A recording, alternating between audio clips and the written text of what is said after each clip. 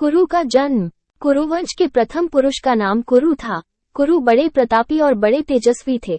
उन्हीं के नाम पर कुरुवंश की शाखाएं निकली और विकसित हुई।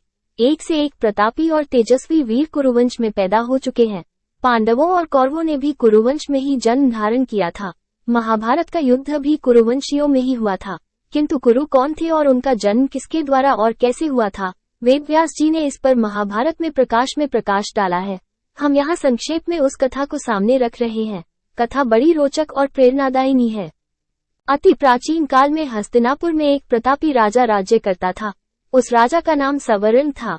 वो सूर्य के समान तेजवान था और प्रजा का बड़ा पालक था।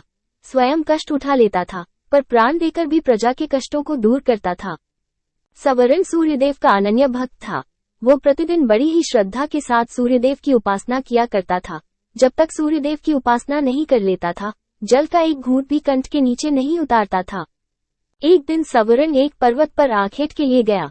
जब वो हाथ में धनुष बाण लेकर पर्वत के ऊपर आखेट के लिए भ्रमण कर रहा था, तो उसे एक अतीव सुंदर युवती दिखाई पड़ी। वो युवती सुंदरता के सांचे में ढली हुई थी। उसके प्रत्येक अंग को विधाता ने बड़ी ही रुचि के साथ संवार कर बनाया था। सवर्ण ने आज तक ऐसी स्त्री देखने की कौन कहे, कल्पना तक नहीं की थी। सवर्ण स्त्री पर औक्स्त हो गया। सब कुछ भूलकर अपने आप को उस पर निछावर कर दिया। वो उसके पास जाकर तृषित नेत्रों से उसकी ओर देखता हुआ बोला, तन्वगी, तुम कौन हो? तुम देवी हो, गंधर्व हो या किन्नरी हो? तुम्हें देखकर मेरा चित्त चंचल हो उठा। तुम मेरे साथ गंधर्व विवाह करके सुखोपभोग करो। पर युवती ने सवर्ण की बातों का कुछ भी उत्तर नहीं दिया। वो कुछ क्षणों तक सवर्ण की ओर देखती रही, फिर अदृश्य हो गई। युवती के अदृश्य हो जाने पर सवर्ण अत्यधिक आकुल हो गया।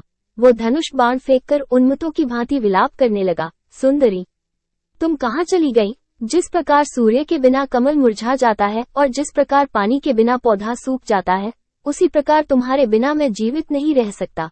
तुम्हारे सौंदर्य ने मेरे मन को चुरा लिया है। तुम प्रकट होकर मुझे बताओ कि तुम कौन हो और मैं तुम्हें किस प्रकार पा सकता हूँ।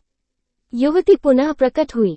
वो सवर्ण की ओर देखती हुई बोली, राजन, मैं स्वयं आप पर मुग्ध हूँ, पर मैं अपने पिता की आज्ञा के वश में हूँ।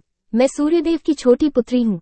मेरा नाम तप्ती है। जब तक मेरे पिता आज्ञा नहीं देंगे, मैं आपके साथ विवाह नहीं कर सकती।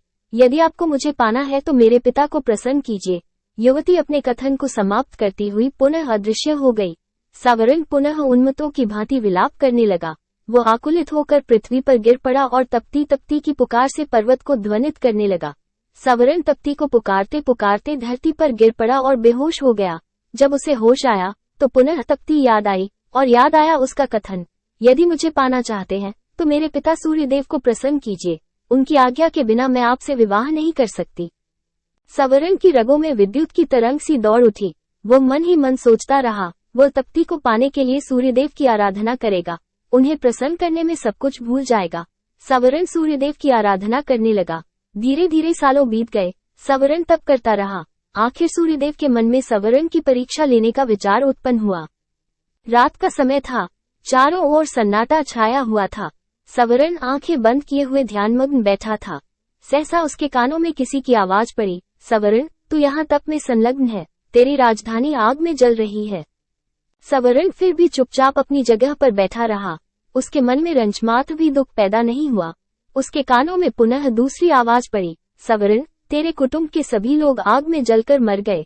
किंतु फिर भी वह हिमालय सा दृढ़ होकर अपनी जगह पर बैठा रहा। उसके कानों में पुनः तीसरी बार कंठ स्वर पड़ा, सवर्ण, तेरी प्रजा अकाल की आग में जलकर भस्म हो रही है। तेरे नाम को सुनकर लोग थू थू कर रहे हैं। फिर भी वह दृढ़तापूर्वक तप में लगा रहा। उसकी दृढ़ता पर सूर्यदेव प्रसन्न हो उठे और उन्होंने प्रकट होकर कहा, सवर्ण, मैं तुम्हारी दृढ़ता पर मुग्ध हूँ। बोलो, तुम्हें क्या चाहिए?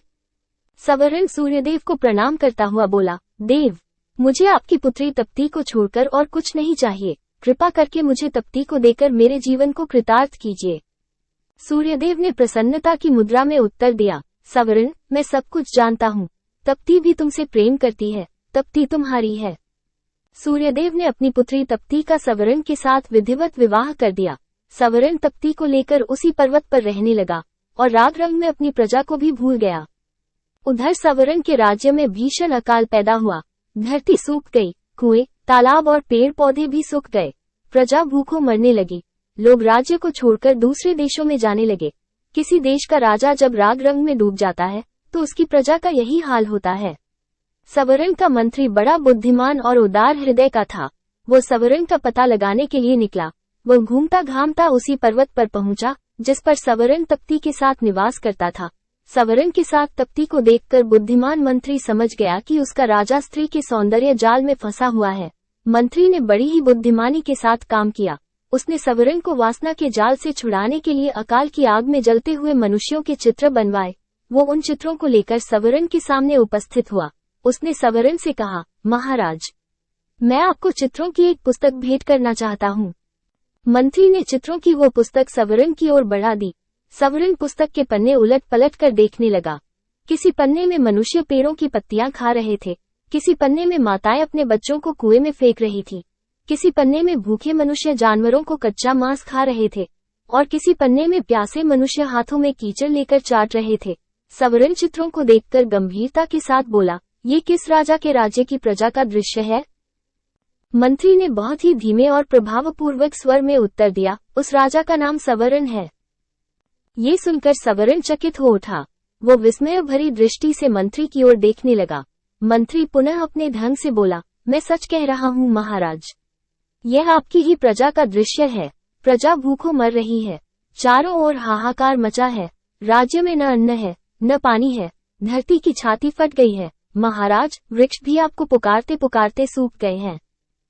ये सुनकर सवर्ण का हृदय कांप उठा। वो उठकर खड़ा हो गया और बोला, मेरी प्रजा का ये हाल है और मैं यहाँ मद में पड़ा हुआ हूँ।